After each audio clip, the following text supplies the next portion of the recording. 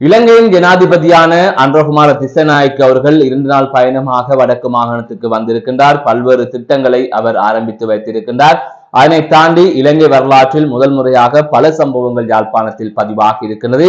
பலரும் தங்களது பாராட்டுகளை தெரிவித்து வருகின்றார்கள். தமிழ் மொழிக்கு முக்கியத்துவம் கொடுக்கப்பட்டிருக்கின்றது. அதனை தாண்டி பல விடயங்கள் வியக்க வைக்கின்ற வகையிலே நடந்திருக்கின்றது. அது என்னென்ன விடயங்கள் என்பது தொடர்பாக இதிலே விரிவாக பார்க்க இருக்கின்றோம். மற்றொரு செய்தியாக இசாரா செவ்வந்தி துபாய் நாட்டுக்கு தப்பிச் சென்றிருப்பதாக தற்பொழுது உறுதியான தகவல் கிடைத்திருக்கிறது. இந்தோனேசியாவிலிருந்து கெகல் பத்தர பத்னே குழுவினர் இலங்கைக்கு கைது செய்யப்பட்டு அழைத்து வரப்பட்டனர். அவர்கள் தற்பொழுது தடுத்து வைக்கப்பட்டு விசாரணைக்கு உட்படுத்தப்பட்டு வருகின்றனர். அந்த வகையில் அவர்கள் தற்போது இசாரா செவ்வந்தி தொடர்பான தகவலை வெளியிட்டிருப்பதாக தெரிவிக்கப்பட்டிருக்கிறது. அது தொடர்பாக விரிவாக பார்க்க இருக்கின்றோம். மற்றொரு செய்தியாக விடுதலை புலிகளின் தலைவரான பிரபாகரன் அவர்களை தப்பிக்க வைப்பதற்காக மகிந்த ஒரு விடயத்தை செய்திருந்தார் என்று தற்பொழுது பரபரப்பு தகவல் ஒன்று வெளியாக இருக்கின்றது. அது தவிர வவுனியாவில் புகையிரதம் வட்டாரக வாகனத்தை மோதி தள்ளியதில் ஒரே குடும்பத்தைச் சேர்ந்த 3 படுகாயமடைந்திருப்பதாக தெரிவிக்கப்பட்டிருக்கிறது. இவை இன்று இலங்கையில் வெளியான முக்கியமான செய்திகளாக அமைந்திருக்கிறது. இது தொடர்பாகத்தான் இதிலே விரிவாகவும் அதேவேளை ஆழமாகவும் ஆராய இருக்கின்றோம். அதற்கு முதல் ஜேகே ரிப்போர்ட் எனப்படுகின்ற இந்த யூடியூப் சேனலை இதுவரை யாராவது சப்ஸ்கிரைப் செய்யாமல் பார்த்து கொண்டிருந்தால் சப்ஸ்கிரைப் செய்து கொள்ளுங்கள். தொடர்ந்து அருகில் இருக்கின்ற பெல் பட்டனை கிளிக் செய்வதன் ஊடாக நான் போடுகின்ற ஒவ்வொரு காணொளிகளையும் நீங்கள் உடனுக்குடன் பார்த்து கொள்ளக்கூடிய வகையிலே இருக்கும். நான் நடராசா ஜெயகாந்தன். தற்பொழுது செய்திகளுக்குள்ளே செல்லலாம். இலங்கையின் ஜனாதிபதியான அன்றகுமார திசநாயக்க அவர்கள் தற்பொழுது வடக்கு மாகாணத்துக்கு வந்திருக்கின்றார். 2 நாள் விஜயமாக அவர் வடக்கிற்கு வந்திருக்கின்றார். அந்த வகையில் இன்றைய தினம் யாழ்ப்பாணத்துக்கு வந்திருக்கின்றார். பல்வேறு திட்டங்களை ஆரம்பித்து வைத்திருந்தார். அது தொடர்பாக பலரும் செய்திகளை அறிந்திருப்பீர்கள். அந்த வகையில் மயிலிட்டி துறைமுகத்தின் 3ஆம் கட்ட அபிவிருத்தி பணிகளை ஆரம்பித்து வைத்திருந்தார்.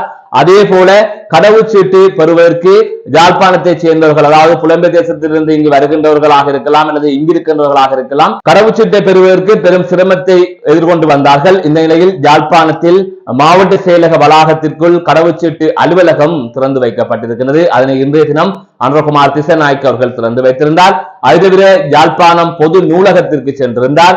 அங்கு அந்த நூலகத்தை விரிவாக்கம் செய்வதற்காக, அதேவேளை அந்த நூலகத்தை டிஜிட்டல் மயமாக மாற்றுவதற்காக பல்வேறுபட்ட முயற்சிகள் எடுக்கப்பட்டு வந்த நிலையில் அதற்காக நிதி ஒதுக்கப்பட்டிருந்தது.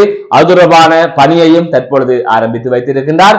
அதுவிட முக்கியமானது, மண்டதீவில் சர்வதேச விளையாட்டு மைதானம் ஒன்றினை அமைப்பதற்கு பல நாட்களாக பல விடயங்கள் பேசப்பட்டு வந்த நிலையில் பல இடங்களும் தேர்வு செய்யப்பட்ட நிலையில் தற்பொழுது அது முடிவாக இருக்கின்றது. இந்நிலையில் அதன் பணிகளையும் அன்றகுமார் திசநாயக்க அவர்கள் தொடக்கி வைத்திருந்தார். அதன் தொடர்ச்சியாக அவர் இன்னொரு விடயத்தையும் குறிப்பிட்டிருந்தால், இலங்கை அணி 1996ஆம் ஆண்டு சர்வதேச கிரிக்கெட் கோப்பையை கைப்பற்றுகின்ற அந்த தருணத்தில், அதாவது இறுதிப் போட்டியின் போது இங்கிருந்த ஆயுத குழுக்கள், அதன் போராளிகள் அந்த நேரத்தில், அதாவது அந்த இறுதிப் போட்டி நடக்கின்ற சந்தர்ப்பத்தில் தங்களது ஆயுதத்தை மௌனித்து விட்டு அந்த போட்டியை பார்த்ததாக நான் கேள்விப்பட்டேன் என்று அவர் குறிப்பிட்டிருந்தார். அதை தவிர இலங்கை அணிக்குள் அனைவரும் வர வேண்டும், அதாவது தமிழ் சிங்கள முஸ்லிம் என்று இல்லாமல், இன பாகுபாடு இல்லாமல் அனைவரும் அந்த அணிக்குள் இருக்க வேண்டும், அனைவரும் சேர்ந்து இந்த விளையாட்டை ரசிக்க வேண்டும், விளையாட்டு ஒன்றுதான் அனைவரையுமே ஒற்றுமை ஆக்கும் என்கின்ற தொனியிலே அவர் பேசியிருந்தார். அது உண்மையிலே ஒரு வரவேற்கத்தக்க விடயமாக மாறியிருந்தது.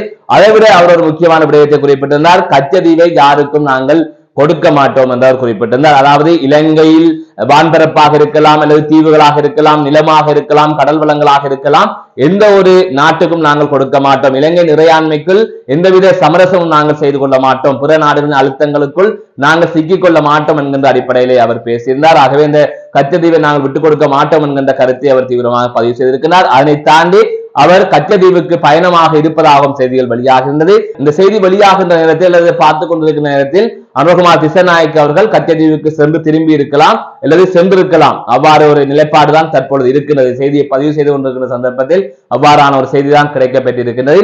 ஆக இவ்வாறெல்லாம் பல விடயங்கள் இங்கே நடந்து கொண்டிருந்தது. அதுவிட முக்கியமானது செம்மணி மனித புதைகுடி. இது தொடர்பாக ஏற்கனவே அமைச்சர் சந்திரசேகர் அவர்கள் ஒரு தகவலை வெளியிட்டிருந்தார். அன்றகுமார் திசநாயக்க அவர்கள் செம்மணிக்கு செல்வார் என்று. ஆனால் அன்றகுமார் திசநாயக்க அவர்கள் செம்மணிக்கு செல்லவில்லை. ஆனால் செம்மணி புதைகுழி விவகாரம் சரியான நீதியான முறையில் மேற்கொள்ளப்படும் என்கின்ற ஒரு வாக்குறுதியையும் அன்றகுமார் திசநாயக்க அவர்கள் யாழ்ப்பாணத்திலே வைத்துக் கொடுத்திருந்தார். அதைவிட இவர் மயிலிட்டி துறைமுகத்திற்கு சென்ற போது, ஜனாதிபதி மயிலிட்டி துறைமுகத்திற்கு அந்த பணிகளை ஆரம்பித்து வைப்பதற்கு சென்ற போது அங்கு மக்கள் கூடி போராட்டத்தில் ஈடுபடுவதற்கு முற்பட்டிருந்தார்கள். போராட்டம் என்பதை தாண்டி ஒரு கவன ஈர்ப்பை மேற்கொள்வதற்கு தயாராக வந்தார்கள்.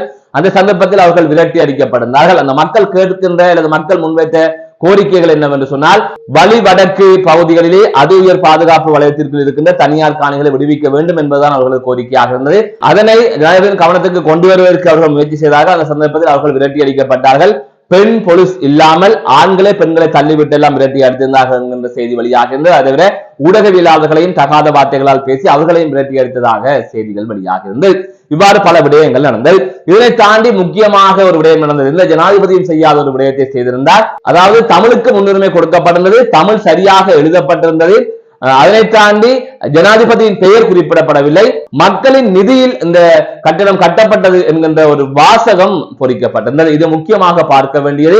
இதுவரைக்கும் யாருமே செய்யாத விடயம். அந்த விடயத்தை அனுரகுமார திசாநாயக்க அவர்கள் செய்திருக்கின்றார். அந்த வகையில் கடவுச்சீட்டு அலுவலகம் திறந்து வைக்கப்பட்டிருக்கிறது. அதிலே குறிப்பிடப்பட்டிருக்கின்ற அந்த விடயத்தை இதிலே பார்ப்போம். அதேவேளை மண்டலியில் அமைக்கப்பட இருக்கின்ற விளையாட்டு மைதான ஆரம்பங்களில் பொறிக்கப்பட்டிருக்கின்ற அந்த பெயர் பலகை அல்லது அது தொடர்பான அந்த கல்வெட்டையும் இதிலே பார்க்கலாம். அதாவது அந்த கல்வெட்டுகள் பொறிக்கப்பட்டிருக்கின்ற விடயங்கள் என்ன என்பது தொடர்பாகவும் பார்க்கலாம். இலங்கை ஜனநாயக சோசலிச குடியரசின் பொதுமக்களது நிதியை பயன்படுத்தி நிர்மாணிக்கப்பட்ட குடிவரவு குடியகழ்வு திணைக்களத்தின் யாழ்ப்பாண பிராந்திய அலுவலகம் 2025 ஆண்டு செப்டம்பர் மாதம் 1ஆம் திகதி அன்று மாண்புமிகு ஜனாதிபதி அவர்களினால் திறந்து வைக்கப்பட்டது. இவ்வளவுதான் அதிலே குறிப்பிடப்பட்டிருக்கின்ற விடயம். அதாவது ஜனாதிபதியின் பெயர் குறிப்பிடப்படவில்லை, அதிமேதக ஜனாதிபதி என்றெல்லாம் குறிப்பிடப்படவில்லை. அதை தவிர முக்கியமாக மக்களின் பணத்தில் கட்டப்பட்ட கட்டணம் என்று குறிப்பிடப்பட்டிருக்கின்றது. தேவையில்லாத விடயங்கள் அதிலே குறிப்பிடப்படவில்லை. தூய தமிழில் குறிப்பிடப்பட்டிருக்கின்றது. சரியான முறையில் தமிழ் எழுதப்பட்டிருக்கின்றது. தமிழ் முதலாவதாக எழுதப்பட்டிருக்கிறது. இதெல்லாம் இயல்பாகவே நடக்க வேண்டிய விடயம். ஆனால் இலங்கையில் இவ்வாறான விடயங்கள் கடந்த காலங்களில் புறக்கணிக்கப்பட்டிருந்தது. ஆனால் தற்பொழுது ஜனாதிபதி அனுரகுமார திசாநாயக்க அவர்கள் அதனை நடைமுறைப்படுத்தி இருக்கின்றார் என்பது ஒரு பாராட்டுக்குரிய விடயம். அதனை தாண்டி இதிலே ஜனாதிபதி பெயர் குறிப்பிடப்படவில்லை என்பது மிக மிக ஒரு முக்கியமான விடயமாக பார்க்கப்படுகிறது. அதேவேளை அந்த மண்டதீவில் கல்வெட்டில் குறிப்பிடப்பட்டிருக்கின்ற வாசகம் என்னவென்று சொன்னால், அல்லது அதிலே குறிப்பிடப்பட்டிருக்கின்ற விடயம் என்னவென்று சொன்னால், இயற்கையாகவே திறமைகளை கொண்ட ஒவ்வொரு இலங்கை கிரிக்கெட் வீர வீராங்கனைக்கும் தேசிய அணியை பிரதிநிதித்துவதற்கான சம வாய்ப்புகளை வழங்கும் எண்ணக்கருவின் அடிப்படையில் இலங்கை கிரிக்கெட் தேசிய அபிவிருத்தி பாதை திட்டத்தின் கீழ் அமைக்க திட்டமிடப்பட்டுள்ள யாழ்ப்பாணம் சர்வதேச கிரிக்கெட் அரங்கம் இலங்கை கிரிக்கெட் நிறுவனத்தின் கௌரவ தலைவர் உள்ளடங்கலான நிறைவேற்று குழுவினர் விடுத்த அழைப்பின் பேரில் விளையாட்டு மற்றும் இளைஞர் விவகாரங்களுக்கான அமைச்சரின் பங்கேற்புடன் இலங்கை ஜனநாயக சோசலிச குடியரசின் கௌரவ ஜனாதிபதி அவர்களின் கரங்களால் 2025 ஆண்டு செப்டம்பர் மாதம் 1ஆம் தேதி அடிக்கல் நாட்டப்பட்டது. இவ்வாறுதான் அதிலே குறிப்பிடப்பட்டிருக்கிறது. அதிலும் ஜனாதிபதி அனுரகுமார திசாநாயக்க என்று குறிப்பிடப்படவில்லை, பெயர் குறிப்பிடப்படவில்லை, வெறுமனே ஜனாதிபதி என்றுதான் குறிப்பிடப்பட்டிருக்கிறது. இது உண்மையிலே ஒரு புதுமையான வரவேற்கத்தக்க வேண்டிய ஒரு விடயம், உண்மையான ஒரு மாற்றம் என்று பலரும் கொண்டாடி வருகின்றார்கள். இதேவேளை நாளைய தினம் அவர் முல்லைத்தீவுக்கு செல்ல இருக்கின்றார். முல்லைத்தீவிலே 2 நிகழ்வில் அவர் கலந்து கொள்ள இருப்பதாக ஏற்கனவே திட்டமிடப்பட்டிருந்தது. அந்த வகையில் பார்த்தீர்கள் சொன்னால், முல்லைத்தீவு வட்டுவாகல் பாலத்தின் புனரமைப்பு பணிகளை அவர் ஆரம்பித்து வைக்கின்றார் என்கின்ற ஒரு செய்தி வெளிவந்திருக்கிறது. அதேவேளை தென்னை முக்கோண வலய பணிகளையும் அவர் ஆரம்பித்து வைப்பதாக தெரிவிக்கப்பட்டிருக்கிறது. இதுதான் நிகழ்ச்சியினர். அதுவே ஜனாதிபதி அனுரகுமார திசாநாயக்க அவர்கள் ஜனாதிபதியாக பதவியேற்று 1வது வருடம் நிறைவடைகின்ற நிலையிலே இவ்வாறு பல திட்டங்களை அவர் இலங்கை முழுவதிலும் மேற்கொள்ள இருக்கின்றார். அதன் அடிப்படையில் யாழ்ப்பாணத்தில் தான் இது முதல் முறையாக ஆரம்பிக்கப்பட்டிருக்கின்றது என்பதும் இதிலே ஒரு சிறப்பான விடயமாக பார்க்கப்படுகின்றது. மற்றொரு செய்தியாக கனேமுல்ல சஞ்சீவ கொலை வழக்குடன் தொடர்புபட்ட அல்லது பிரதான சூத்திரதாரியான இசாரா செவ்வந்தி துபாய் நாட்டுக்கு தப்பி சென்றிருப்பதாக தெரிவிக்கப்பட்டிருக்கிறது. இசாரா செவ்வந்தி தொடர்பாக பல்வேறுபட்ட தகவல்கள் வெளியாகி வந்த நிலையில் உறுதியாக எந்த தகவல்களுமே வெளியாகவில்லை. இந்த நிலையில் சமீபத்தில் இந்தோனேசியாவில் கைது செய்யப்பட்ட கெகல் பத்தர பத்மே குழுவினர் இது தொடர்பான தகவலை வெளியிட்டிருக்கின்றார்கள். இவ்வாறு இந்தோனேசியாவிலிருந்து அழைத்து வரப்பட்ட அல்லது கைது செய்யப்பட்டு கொண்டு வரப்பட்ட அந்த குழுவினர் தற்பொழுது தடுத்து வைக்கப்பட்டு விசாரணைக்கு உட்படுத்தப்பட்டிருக்கிறார்கள். இந்த நிலையில் தான் இசாரா செவ்வந்தி தொடர்பாக அவர்களிடம் விசாரணை மேற்கொள்ளப்பட்ட நிலையில் இசாரா செவ்வந்தி துபாய் நாட்டுக்கு தப்பி சென்றிருப்பதாக அவர்கள் தெரிவித்திருக்கிறார்கள். இதனூடாக அவர் துபாய்க்கு தப்பி சென்றிருக்கின்றார் என்கின்ற செய்தி தற்பொழுது அரசாங்கத்திற்கு உறுதியாக இருக்கின்றது. இதற்கு முதலும் அவர் துபாய் நாட்டுக்கு தப்பி சென்றதாக செய்திகள் வெளியாக இருந்தமை குறிப்பிடத்தக்கது. ஆனால் அது உறுதிப்படுத்தப்படவில்லை.